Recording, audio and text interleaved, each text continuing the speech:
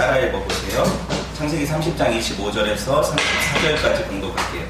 라헬이 요셉을 낳았을 때 야곱이 라반에게 이르되 나를 보내어 내 고향 나의 땅으로 가게 하시되 내가 외삼촌에게서 일하고 얻은 처자를 내게 주시어 나로 가게 하소서. 내가 외삼촌에게 한 일은 외삼촌이 아시나이다. 라반이 그에게 이르되 여호와께서 너로 말미암아 내게 복 주신 줄을 내가 깨달았노니 네가 나를 사랑스럽게 여기거든 그대로 있으라. 또 이르되 네 품삯을 정하라. 내가 그것을 주리라. 야곱이 그에게 이르되 내가 어떻게 외삼촌을 섬겼는지 어떻게 외삼촌의 가축을 쳤는지 외삼촌이 아시나이다. 내가 오기 전에는 외삼촌의 소유가 적더니 번성하여 때를 이루었으니 내 발이 이르는 곳마다 여호와께서 외삼촌에게 복을 주셨나이다. 그러나 나는 언제나 내 집을 세우리이까. 라반이 이르되 내가 무엇으로 네게 주랴. 야곱이 이르되 외삼촌께서 내게 아무것도 주시지 않아도 나를 위하여 이 일을 행하시면 내가 다시 외삼촌의 양떼를 먹이고 지키리이다. 오늘 내가 외삼촌의 양떼에 두루다니며 그 양 중에 아롱진 것과 점 있는 것과 검은 것을 가려내며 또 염소 중에 점 있는 것과 아롱진 것을 가려내리니 이 같은 것이 내 품삯이 되리이다. 후일에 외삼촌께서 오셔서 내 품삯을 조사하실 때 나의 의가 내 대답이 되리이다. 내게 혹시 염소 중 아롱지지 아니한 것이나 점이 없는 것이나 양 중에 검지 아니한 것이 있거든 다 도둑질하는 것으로 인정하소서. 라반이 이르되 내가 네 말대로 하리라 하고. 아멘.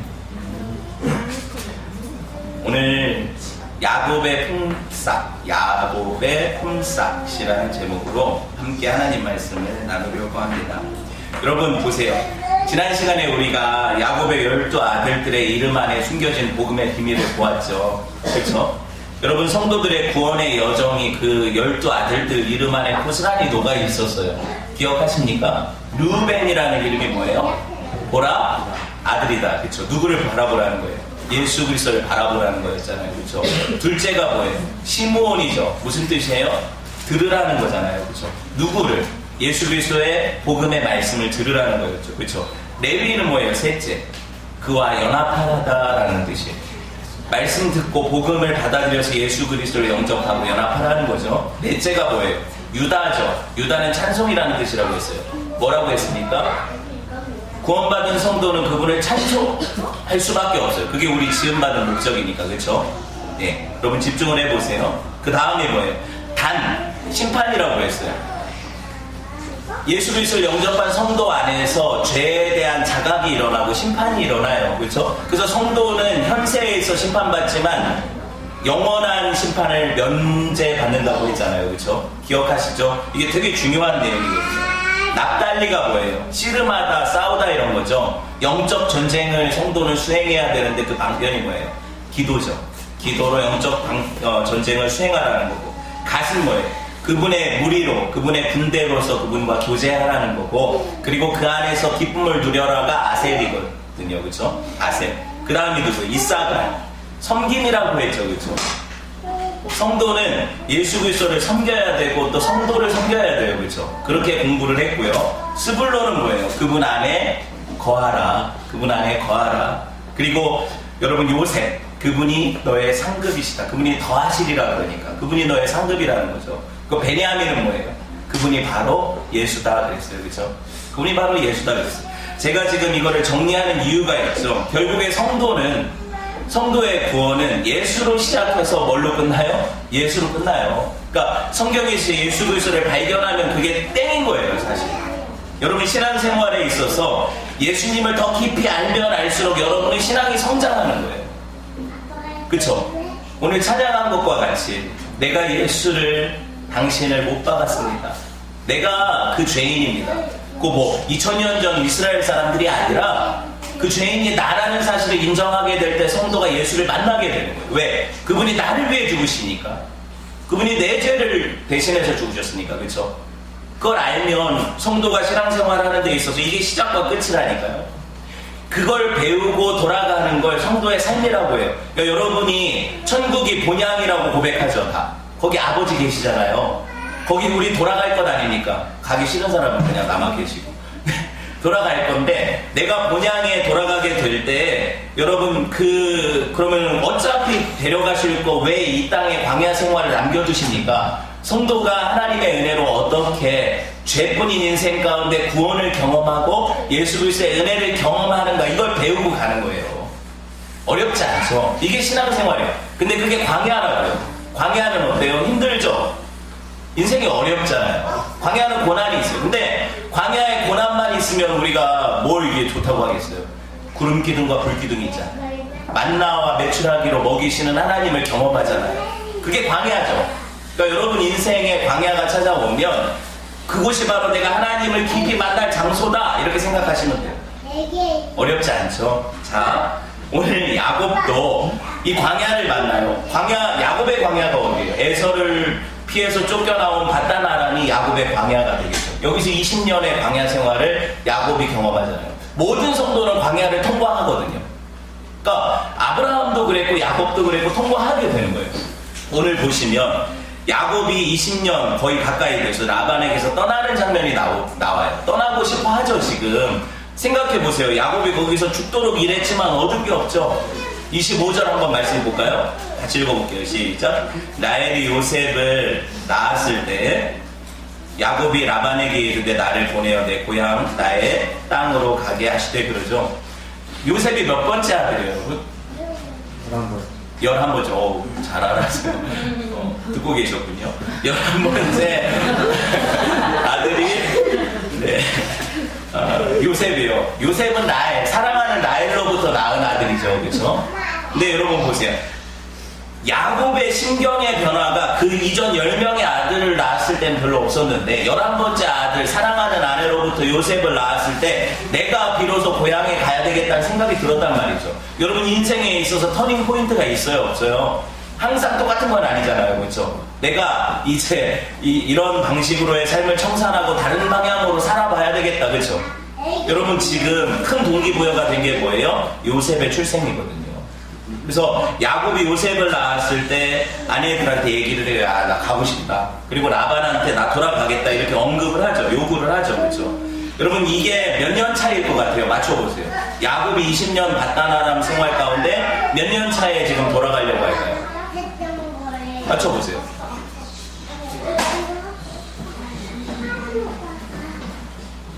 대답을 하셔야 제가 진행을 하죠.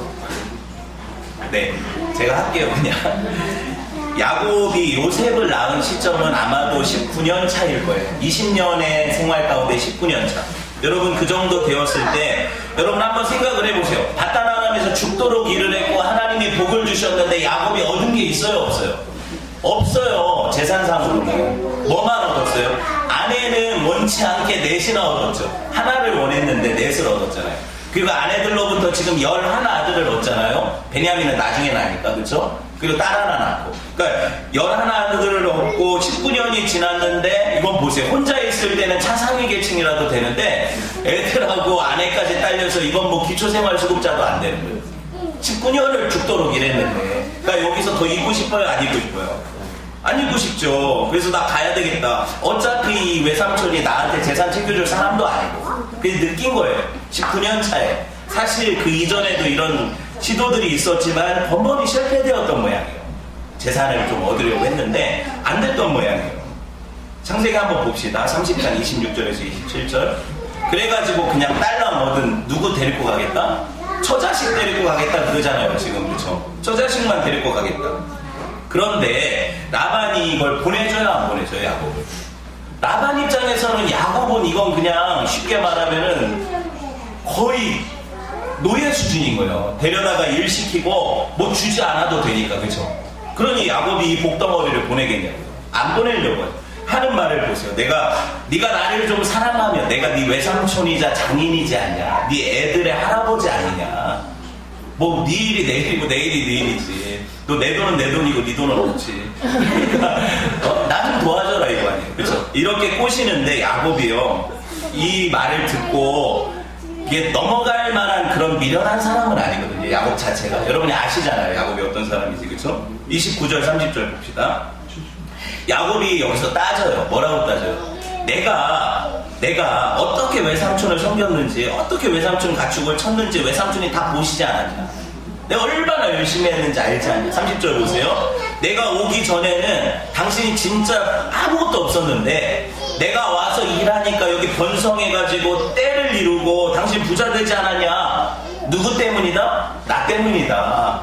누가 복을 주셨다? 하나님이 나보고 복을 주신 거다. 이렇게 얘기를 하죠. 그렇게 얘기를 하잖아요, 지금. 근데 지금 봐라. 난 애들만 딸렸지 재산도 없고 난 언제 내 집을 세우냐 이거 아니에요.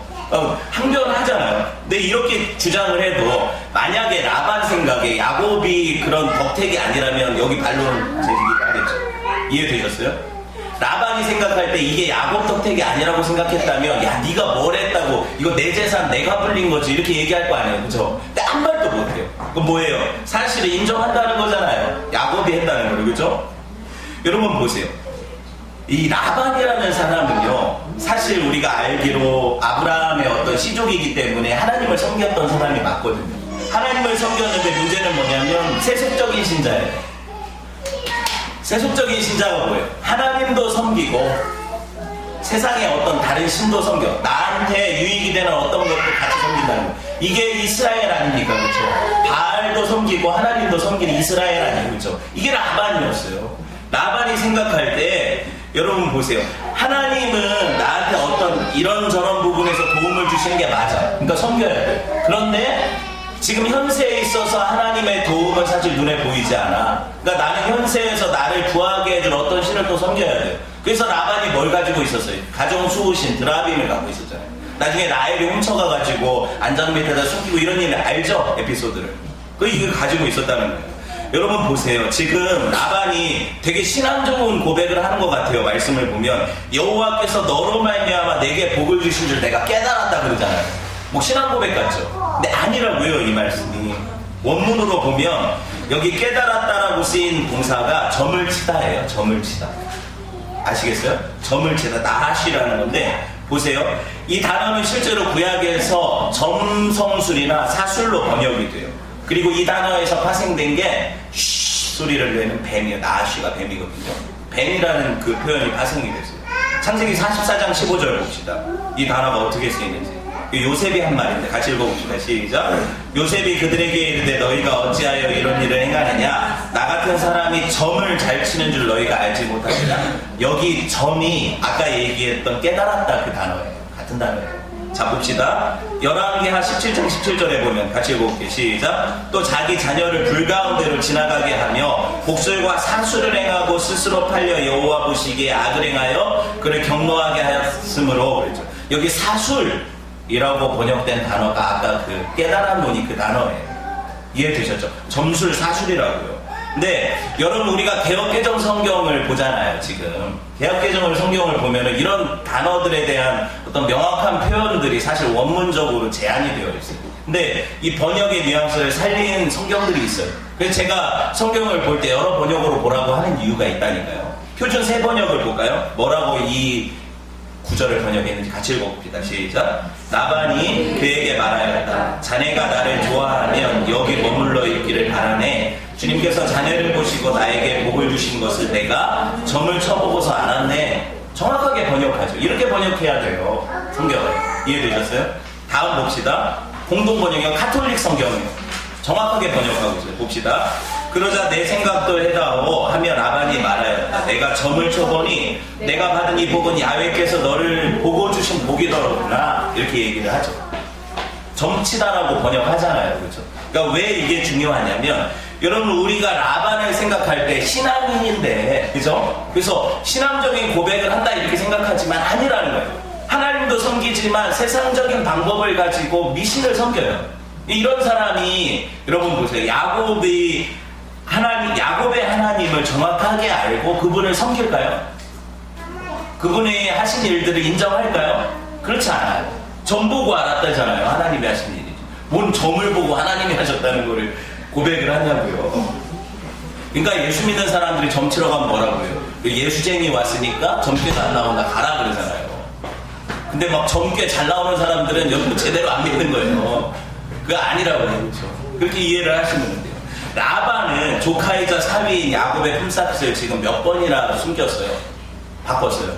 성경에 보니까 10번이나 숨겼다고 얘기가 나오거든요. 자기는 엄청나게 부자가 됐는데 뭐예요? 이 노예 같은 사위는 그지처럼 살게 한 거예요. 근데 계속 써먹으려고 하죠. 어떻게든 붙잡고 싶은 거예요. 그래서 오늘 28절에 또 거짓말을 해요. 봅시다. 뭐라고 얘기해요? 네 품삯을 정해라. 내가 그거 주겠다. 근데 야곱이 바보가 아니거든요. 지금까지 10번이나 속았어요. 10번이나 속았어요. 이제 1년 남았는데 제가 볼 때 주긴 뭘 줘요? 주긴 뭘 줘요? 그래서 오늘 본문을 보면 꼭 처음 이렇게 몸값, 품삯 협상을 하는 것 같지만 사실 이게 마지막 단판이라고 보면 돼요. 그 안에 여러 차례 협상이 있었는데 결렬이 됩니다. 라반이 안 준 거예요. 10번 정도를. 그리고 나서 지금 처음으로 이제 어떻게 보면 마지막 단판을 하는 거예요. 마지막 단판. 그렇게 되는 걸로 보면 돼요. 자, 봅시다. 31절에 32절. 이렇게 고백을 하죠. 내가 뭐 주랴? 그러니까 야곱이 뭐라고 해요? 아무것도 안 줘도 된다. 다만 어떤 양이나 어떤 염소를 자기가 갖겠대요? 양떼 중에 두루 다녀서 양 중에 점 있는 거. 그리고 보세요. 아롱진 거. 아롱진 게 뭐예요? 얼룩 있는 거. 얼룩 있는 거야. 아롱진 거라고. 네. 그리고 검은 양. 양은 원래 흰색이죠. 근데 검은 양이 있다면, 그러니까 확률적으로 희박한 요구를 하는 거예요, 지금. 라반이 만약에 내가 흰 양을 갖고 얼룩 없는 양을 갖겠다고 야곱이 얘기를 했다면 그걸 수준이 들어주겠어요? 라반 입장에서 안 들어주죠. 그러니까 야곱은 절박한 거예요, 지금.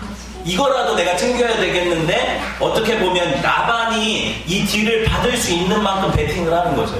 요 정도는 줄 거 아니에요, 그죠? 왜냐면 확률적으로 이런 것들이 나올 게 희박하거든요. 그러니까 이렇게 생각을 하고 요구를 하니까 여러분 보세요. 라반이 별 생각 없이 준다고 하죠. 아 그래 그러면은 그거 다 줄 테니까 앞으로 일을 더 해라 그렇게 얘기를 하거든요. 여러분 이거를 여러분이 성경을 그동안에 어떻게 읽는가가 중요해요. 보통 라헬을 위해서 7년 14년을 일했고 그리고 나서 지금 이 협상이 앞으로 6년 동안 일어날 일에 대한 협상이다 이렇게 생각하면 안 된다고요. 이미 오랫동안 일을 했어요. 그리고 10번을 변형을 했어요. 품삯을. 마지막 협상이라고. 왜? 요셉을 낳았을 때 나이를 계산해보면 알거든요. 요셉이 여기서 거의 마지막 해에 난 거예요. 그러니까 지금 보세요. 창세기 31장 41절 봅시다. 뭐라고 고백을 해요? 내가 외삼촌의 집에 20년 동안 외삼촌의 두 딸을 위해 14년 맞죠? 그리고 외삼촌의 양떼를 위해 6년. 그러니까 뭔가 일을 하고 내가 얻어낼 수 있는 시간들이 있었다고요. 그런데 이제 최종인 거죠. 그 안에 몇 번 바꿨대요? 내 품삯을 10번이나 바꿨다고 그러잖아요. 그렇죠? 그러니까 이게 마지막 단판인 거예요. 19년 차.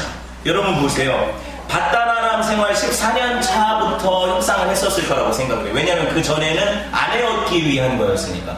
그쵸? 그러면 15년 차부터 협상을 해서 한 10번을 바꾸니까 한 5, 6년 동안 계속 이렇게 일이 일어났던 거고 여러분 보세요.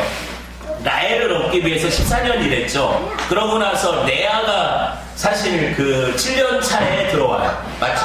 7년 일했는데 라헬을 안 주고 누굴 줘요? 레아를 주죠. 그럼 7년에 결혼을 했어요. 그래서 애를 낳아요. 빨라야 7년 말이거나 아니면 8년 초겠죠. 이렇게 빨라요. 그렇죠? 그때부터 애를 낳는다고 계산을 하면 루벤. 그 다음에 레아가 계속 낳잖아요. 네 아들을. 루벤, 시므온, 레위, 유다. 그쵸? 넷을 낳으면은 연속으로 이렇게 낳지 쌍둥이를 낳지 않았거든요. 성경 기록에. 그러면 몇 년이 걸려요? 4년이 걸리죠. 그러면은 7 플러스 4를 해야죠. 그럼 적어도 11년 차일 때 레아가 애를 넷 낳은 거예요. 그리고 여종을 보내죠. 누가? 라헬이 자기 여종을 보내잖아요. 비라를. 그래서 둘을 또 연속으로 낳아요. 그쵸? 그러면은 15년 차 정도 되겠죠. 계산을 해보면. 그러고 나서 또 둘을 낳아요. 누가? 실바가 레아의 여종을 또 보내가지고. 그러면 뭐예요? 17년 차 뭐 이렇게 되겠죠. 이런 식으로 계산을 해보면 되는 거예요.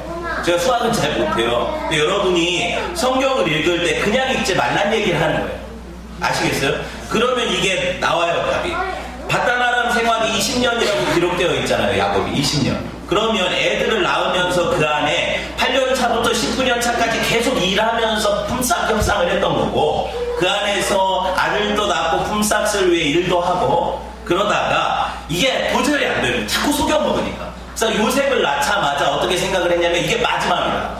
이제 나는 어차피 안 주니까 가야 되겠다. 그랬는데 이제 누구예요? 이 라반이 그래도 있어 봐라. 네가 원하는 거 줄게. 그래서 마지막이라고 얘기해. 이해해 주셨죠? 이 마지막이라면 19년 차라면 1년밖에 기회가 없는데 1년 안에 부자가 돼야 돼요.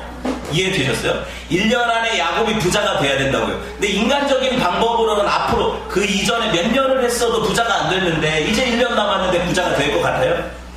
인간적인 방법은 안 된다고요. 근데 누가 하시면 돼요. 이게 하나님이 하시면 된다고요. 이걸 봐야 된다는 거예요. 성경을 볼 때 정말 그렇게 노력하고 별일을 다 했지만 안 됐어요. 부자가 될 수 없었어요. 그렇죠?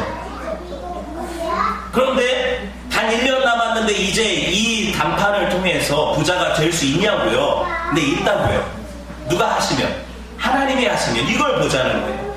정말 라반 대단한 사람 아닙니까? 뛰는 놈이 나는 놈이 라반이죠. 잘 날아다녀요. 근데 그 날개 똑 부러뜨리시는 분이 누구예요? 하나님이시라니까요. 여러분 이걸 보면 성도가 세상에서 치이고 참 저 사람들이 참 악랄하게 돈도 잘 긁어먹고 어제 제가 깜짝 놀랐는데 교회 그 원성복구 하라고 하더라고요. 이런 일들을 겪으면서 이게 성도는 그 사람들하고 그렇게 또 돈 가지고 막 아둥바둥 싸울 수도 참 어려워요. 근데 이 일을 통해서 일하시는 분이 누구예요? 하나님이시라고요. 우리가 손해보는 것 같고 우리가 바보같이 얻어맞는 것 같아도 하나님이 하시면 이 피해를 100배, 1000배로 보상해 주실 수 있는 분이라는 거예요. 믿음이 없으면 이걸 볼 수가 없죠. 믿음이 없으면 이걸 볼 수가 없어요. 여러분 보세요. 라반은 지금 자기 꿍꿍이가 있어서 순순히 응하는 거거든요. 어떻게 해요? 라반이 이거 얼룩진 거, 점 있는 거 그냥 놔둬요. 거기다가 안 놔두거든요. 아까 읽었잖아요. 볼까요? 말씀 34절 읽어봅시다. 시작. 라반이 이르되 내가 네 말대로 하리라 하고 되게 순순하게 얘기하죠. 그러고 나서 뭐해요? 뒤에서 그날에 그가 숫 염소 중에 얼룩무늬 있는 거, 점 있는 거 가리고 암염소 중에 흰 바탕에 얼룩진 거, 점 있는 거 가리고 양 중에 검은 거 다 가려가지고 누구한테 맡겨요? 지 아들들 손에 맡겨가지고 야곱하고 확 분리를 시켜버려요. 며칠이나 3일길을 떨어지게 해서 거기서 양을 시게 해요. 뭔 접촉이 있어야 얼룩진 게 또 나오죠. 근데 이거는 유전 법칙을 거스르는 거 아니에요. 이거 뭐 가능성 차단하는 거 아니에요. 3일이나 떨어뜨려 놓은 양들이 텔레파시로 임신해요? 안 되잖아요. 그러면은 지금 흰 양, 검은 염소만 남은 거잖아요. 그걸 쳐서 거기서 새끼가 얼룩진 게 나오고 점 있는 게 나오면 너 가져라 이거죠. 나쁜 놈이죠 진짜. 이 개아들 놈이에요. 그런데 이런 사람들이 많아요. 세상에. 성도들은 이 세상에서 뱀처럼 지혜롭고 비둘기처럼 순결하게 살아야 되는데 그쵸? 어려워요. 이게 정말 어려워요. 그래서 여러분 우리가 좌절하고 실망할 때 거기서 끝나면 안 돼요. 하나님을 바라봐야 돼요. 여러분 하나님을 바라봐야 돼요. 하나님이 역전하시면 돼요. 그쵸? 여러분 제가 지금 여러분을 선동해가지고 믿음으로 다 된다 이런 얘기하는 게 아니에요. 정말 하나님이 사랑하시는 성도들은 하나님이 그 고난을 통해서도 하나님의 은혜를 베푸세요. 그리고 필요하면 하나님이 복도 주세요. 제가 언제 물질의 복을 하나님이 안 준다고 그랬어요. 그것이 하나님의 약속된 복이 아니라고 가르쳤지.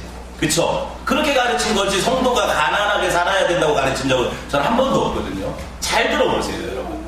그게 하나님 주시는 성도의 복은 아니에요. 부자 되는 게 세상에서. 그거는 여러분 열심히 재능을 가지고 노력해서 할 수 있는 일이고 그게 죄도 아니고. 다만 성도는 하나님 주시기로 약속하신 그 신령한 구원의 복과 영생의 복이 그 약속이 내게 주어졌다는 사실 때문에 당당한 사람들이에요. 그쵸? 그거 하나 믿고 세상에서는 좀 없어도 괜찮은 사람들이 성도거든요. 그쵸? 이 차이를 알아요. 야곱이요 오늘 이 야곱이나 아브라함이나 이 조상들의 시대에는 사람들이 하나님께 복을 받았다는 증거로 주신 게 뭐예요? 물질이었거든요. 그래서 번성하게 하시는 거예요. 자식이 많은 것도 복이라고 하잖아요. 구약의 개념이죠. 지금은 그럼 애 못 낳는 여자는 못 받은 거예요? 우리나라 사람들은 다 복을 못 받았네요. 요새 출산율이 0점대로 떨어졌대요 우리나라가. 그런 게 아니에요. 구약에 있어서 하나님이 세상에서 성도들에게 복을 주시고 함께 하신다는 증거로 물질을 주신 거고 그런 약속들을 신약에 와서는 어떻게 바꾸셨어요? 예수 그리스도 안에서 영적인 복으로 바꾸신 거예요. 이거를 알면 구약을 읽을 때 우리가 깨달아지는 게 있어요. 야곱이 지금 물질의 복을 받아야 되는 거예요. 이해되셨어요? 받아야 되는 왜? 그 당시 이게 증거니까 하나님이 그와 함께 하셨다는 증거니까. 그쵸? 그렇지만 지금 여러분이 물질의 복이 나와 하나님이 함께 하신다는 증거라고 고백할 수는 없는 거죠. 이해되셨죠? 그렇게 보면 돼요. 자, 갑시다. 따라오긴 하는 거예요, 지금. 보통 보세요. 양은 흰색이 우성이에요. 우성 열성 알죠? 염소는 검은색이 우성이에요. 이거 제가 조사를 해봤어요. 그러니까 흰색이 우성인 양과, 그쵸? 검은색이 우성인 그런 어떤 염소. 이 사람들은 관찰에 의해서 어떤 동물들을 섞어놓으면 어떻게 나온다는 걸 봤을 거 아니에요, 목자들은. 그쵸? 맨델의 유전 법칙을 얘기하지 않아도 내가 양을 치다 보면 저기 저렇게 나오네? 이걸 볼 거 아니에요. 십몇 년을 양을 쳤는데. 그쵸? 안다고요, 어느 정도는. 정확하지 않아서 그렇지. 그쵸? 그런데 보세요. 지금 라반은 자기 꾀를 가지고 얼룩무늬 있는 거, 점 있는 거 다 빼놓으면 그 안에서 안 나올 거라고 생각한 거예요. 이해되셨죠? 성경을. 그러면 야곱은 뭘 노렸을까요? 야곱이 참 열심히 양을 쳤거든요. 보니까 꼭 얼룩무늬들끼리 교배를 해서 얼룩이 나오는 건 아니었던 거예요.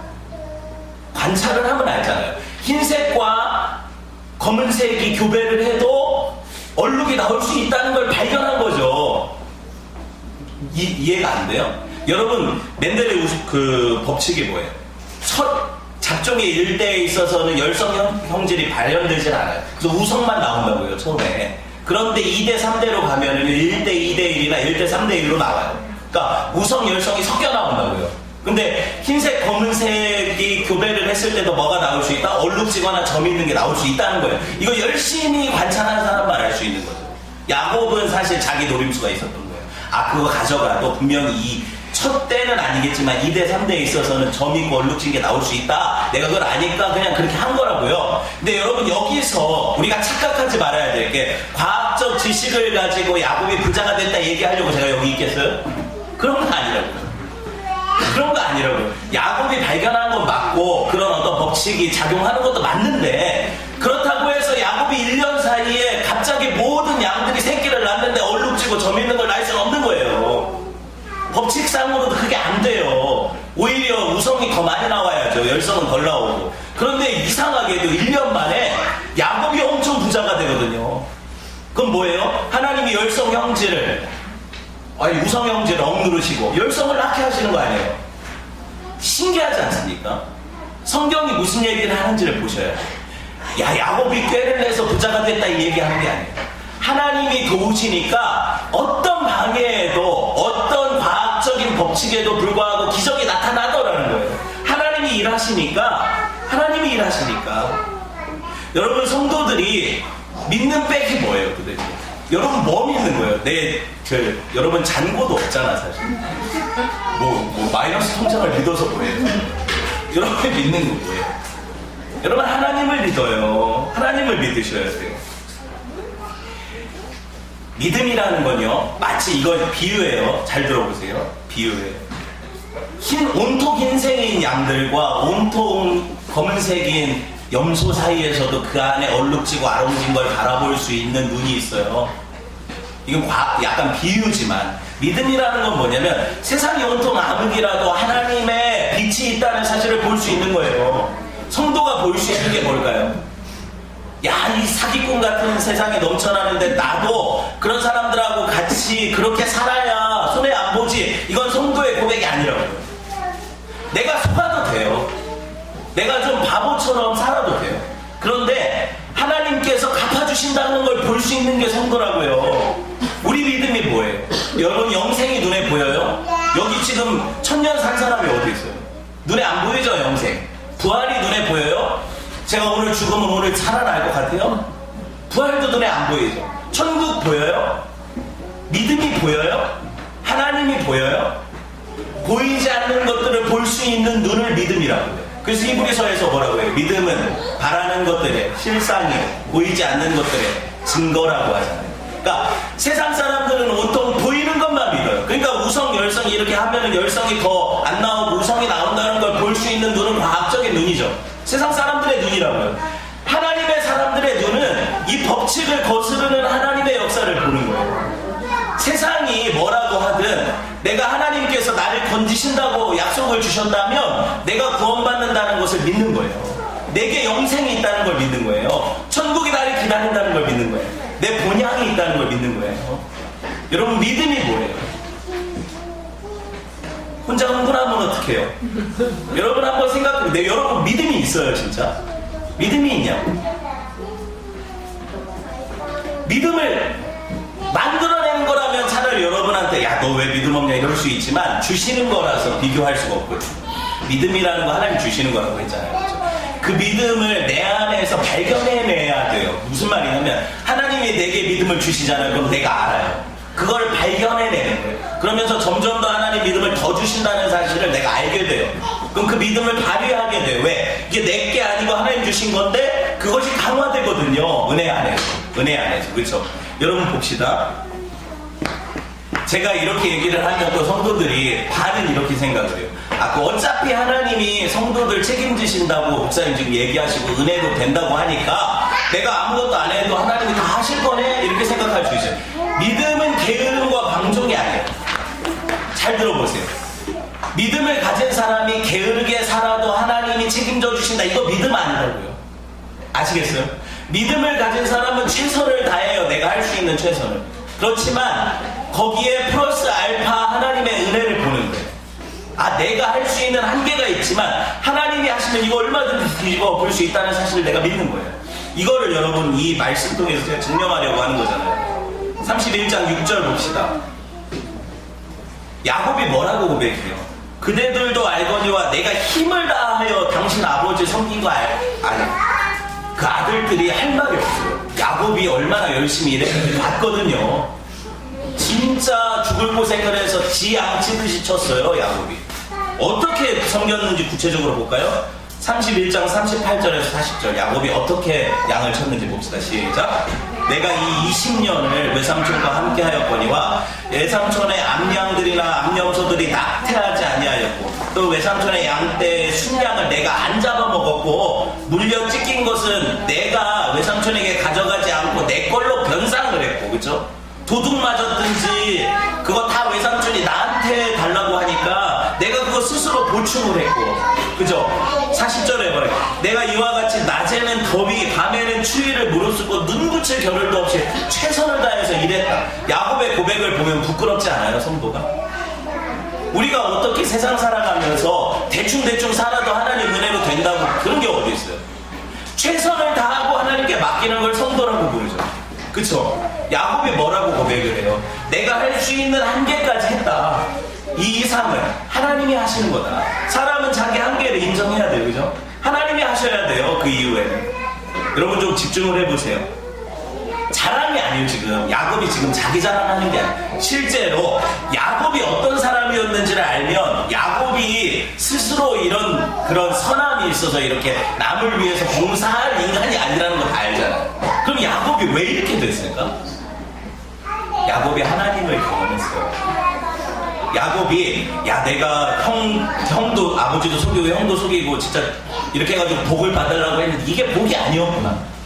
하나님 주시고자 하시면 그 약속을 기다릴 줄 아는 자에게 주시는 복이 있는데 내가 왜 그걸 내가 먼저 취하려고 하다 이 고생을 했을까? 야곱이 하나님을 점점 알아가기 시작하는 거예요.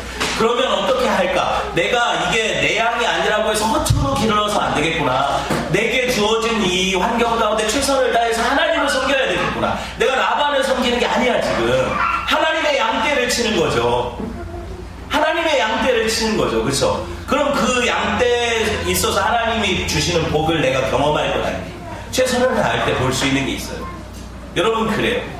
그러니까 학생들이 여러분 엄마들이 수능 전 100일날 여러분이 와서 새벽 예배 열심히 하고 헌금한다고 애가 연세대 갈 것 같고 서울대 갈 것 같고 헛소리죠. 공부를 안 해요. 맨날 배교만 하고 있는데 어떻게 가요? 생각을 해요. 얘가 최선을 다하면서 하나님을 의지해야 되는 거예요. 그래서 믿음이 뭐예요? 도대체? 믿음은 공수표가 아니에요. 믿음은 공수표가 아니에요. 여러분 제가 하나님을 믿으니까 목회도 하나님이 교회도 성장시키고 이렇게 할 거니까 설교 안 해도 되겠네요? 제가 말씀 준비 안 하고 여러분들 어차피 짧은 거 좋아하니까 한 10분 농담 까먹게 하다 내려가도 되겠네요?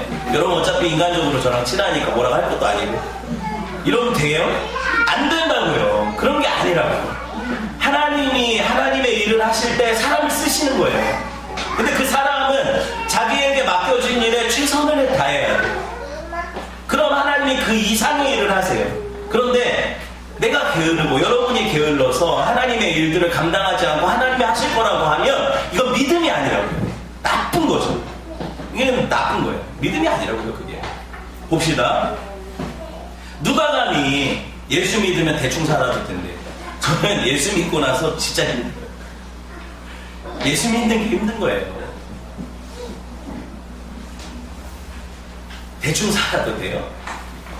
2배로 힘든 거예요. 정도는. 왜? 우리는 세상의 시민권과 하늘의 시민권을 가졌거든요. 이 두 나라의 의무를 내가 다 해야 돼요. 사대보험만 내면 되는 게 아니에요. 여러분은 헌금도 해야 돼요. 그렇죠? 여러분이 나라의 사대보험만 내는 게 아니잖아요. 지금 여러분은 11조 하지, 헌금하지, 헌신하죠. 그럼 우리가 2배로 일하는 거잖아요. 맞죠? 그게 성도예요. 그러니 세상에서 편한 성도가 어디 있어요? 여러분, 제가 이거를 여러분들한테 증명하자면 끝도 없고 그냥 오늘 얘기만 할게요. 양이 1년 만에 이렇게 수많은 내 재산이 되려면 얼룩무늬 점 있는 거 그리고 검은색 양이 태어나야 되는 거죠. 야곱의 입장에서는. 그리고 이걸 가능하게 하신 분이 하나님이라고 해서 가령 1000마리의 양을 라반 양을 내가 치고 있어요.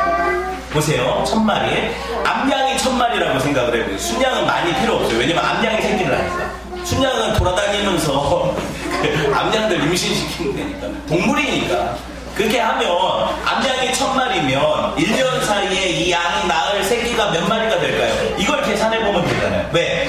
19년 차에서 20년 차 딱 1년 기간이 주어졌고 이때 부자가 되려면 하나님이 양을 얼마나 주셔야 돼요? 1000마리 키우고 있는데요. 보통 양의 품종상 보통 우리가 일반적으로 보는 양은 한 배에 2마리를 낳아요. 많이 남은 2마리, 1마리 이렇게 나요, 양이. 근데 임신기간이 6개월 정도가 돼요. 그러면 1년에 2차례 날 수 있고 2마리씩 나면 이게 답이 없죠. 그런데 다산종의 양이 있어요. 새끼를 많이 날 수 있는 양이 있는데 최대치가 5이에요. 한 번에 날 수 있는 최대치가 5이라고. 이렇게 계산을 해봅시다. 최대치로. 왜? 난 하나님을 최대로 믿으니까. 계산을 해보면 1000마리의 암양이 2차례에 걸쳐서 5마리씩 나면 1만 마리가 되죠. 1만 마리가 돼요. 그게 다 얼룩지고 점 있는 거라고 하면 너무 심하고 그건 좀 심하고 근데 하나님 하시면 돼요. 저는 그렇게 생각해요. 근데 심하다 그러면은 야 라반도 생각해서 한 그 중에 한 뭐 3분의 2만 야곱 거라고 해보세요. 그럼 7, 8천 마리가 되죠.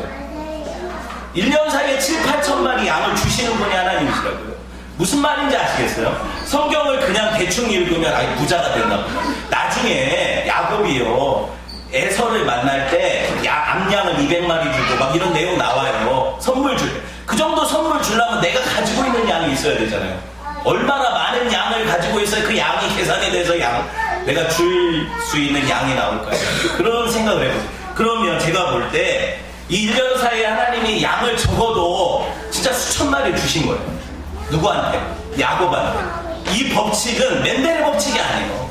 하나님이 하시는 법칙이죠. 성도가 하나님을 의지하고 최선을 다할 때 하나님이 갚아주시는 게 있다고요. 어떤 때는 세상한테 등쳐먹고 속임을 당해요. 그게 성도거든요. 왜? 우리가 비둘기같이 사니까 바보로 알아요.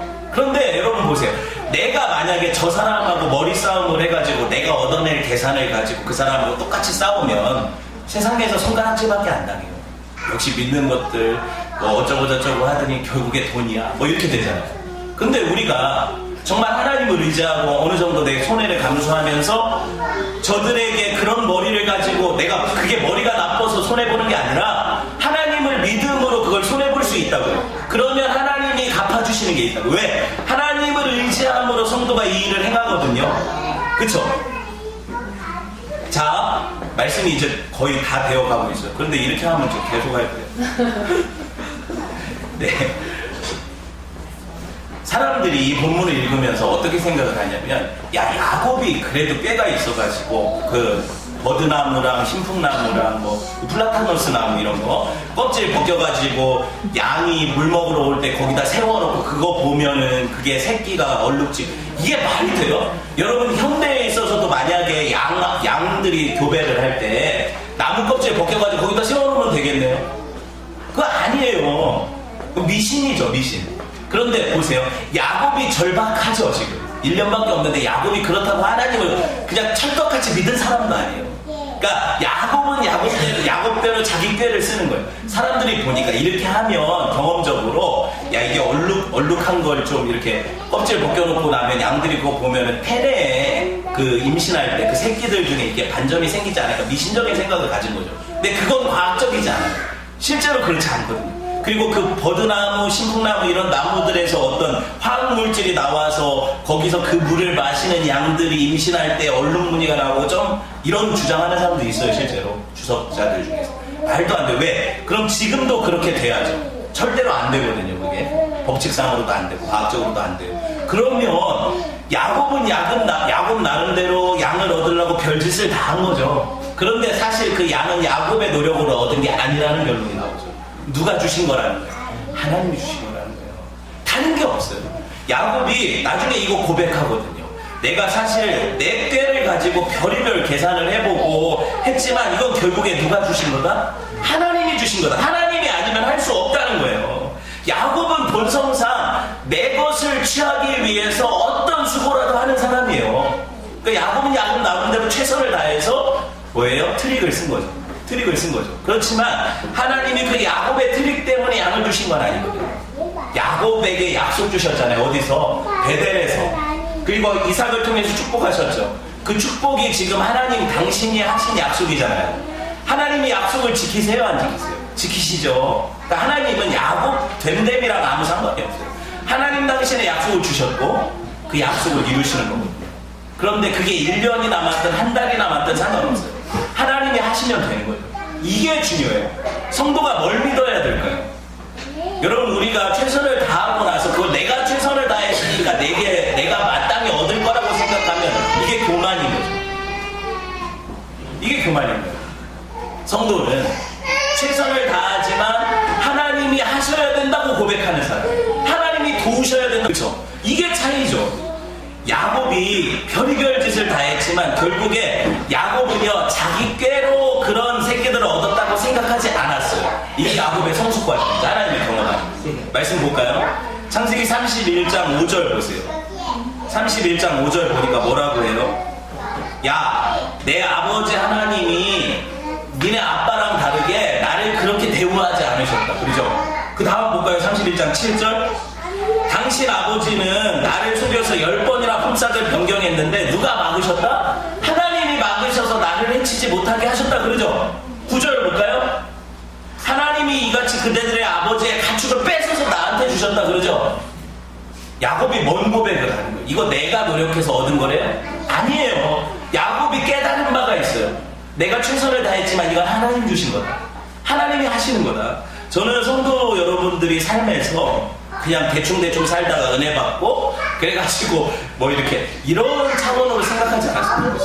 여러분이 하나님을 의지한다는 것은 내게 주신 재능도 하나님 거고 내게 주신 머리도 하나님 거고 내게 주신 물질도 하나님 거니까 그걸 이용해서 최대한을 하는 거예요. 그 노력 이후에 하나님 주시는 은혜를 인정하는 거죠. 돌아보니까 내 머리로 얻은 게 아니구나, 내 노력으로 얻은 게 아니구나, 하나님 주신 거구나. 말씀을 맺으려고 해요. 모든 믿는 자들에게 하나님이 이 약속을 주시는 거거든요. 야곱은 믿는 자의 표상이죠. 그러니까 야곱이 얻어 누리는 이 의, 하나님 주신 품삯, 하나님이 갚아주시는 품삯은 모든 성도들에게 동일하게 약속된 품삯이에요. 이게 뭐예요? 예수 그리스도를 통한 구원인 거죠. 한번 봅시다. 33절 읽어볼게요. 시작. 후일에 외삼촌께서 오셔서 내 품삯을 조사하실 때에 나의 의가 내 대답이 되리라. 나의 의가 내 대답이 되리라. 야, 내 양떼 중에서 얼룩지지 않은 거, 점 있는 거 있으면 다 나 도둑질한 걸로 인정하라고 했잖아요. 인정하라고. 그죠? 근데 찾아보라고요. 내 의라는 게 뭐예요? 성도가 내 의가 어디 있어요? 우리가 내 의, 성도의 의는 뭐예요? 나의 의로운이 되신 주 그 이름 예수. 성도의 의는 다른 게 아니에요. 하나님이 의롭다고 인정하시는 거거든요. 그죠? 야곱이 의로워서가 아니라 하나님 거저 주시는 의를 받으니까 이게 야곱의 품삯이 되죠. 그게 예수 그리스도라고요. 말씀을 정리합시다. 여러분 보세요. 야, 이게 진짜 주일학교 설교하는 거랑 똑같네요. 하나님이 지치고 수고한 야곱의 품삯을 챙겨주세요. 그 품삯은 나의 의라고 고백할 수 있는 예수 그리스도세요. 야곱이 얻은 것은 하나님이라고 했잖아요. 그의 상급인 거거든요, 하나님. 야곱이 양떼를 통해서 얻은 것이, 부자가 된 것이 이게 중요한 게 아니에요. 사실 이건 구약 성도들이 신약에 있어서 가장 귀한 양, 어린 양, 나를 위해 속죄 제물 되셔서 매달리신 그 양 누구예요? 예수님을 얻은 걸 예표하는 거거든요. 하나님 주신 양은, 야곱에게 주신 양은 예수 그리스도예요. 저와 여러분이 받을 양이 똑같은 양이죠. 여러분 양껏 받으세요. 양을 받을 때 내가 예수 그리스도 안에서 하나님이 하신 일을 고백하는 걸 성도라고 해요. 성도는 고백할 수밖에 없어요. 야, 내가 돌아보니까 하나님이 안 지키셨다면 어떡할 뻔했냐. 하나님이 안 도우셨다면 나 빈손으로 갈 뻔했다. 하나님이 나를 도우셨다. 이렇게 고백하는 사람을 성도라고 부르죠. 그런 은혜가 저와 여러분에게 있기를 주님의 이름으로 축원을 합니다. 너희는 가만히 있어. 내가 하나님 돼 말죠. 그렇죠? 너희는 가만히 있어. 하나님 돼 말죠. 찬양합시다. 그럼 가만히 좀 있어. 네.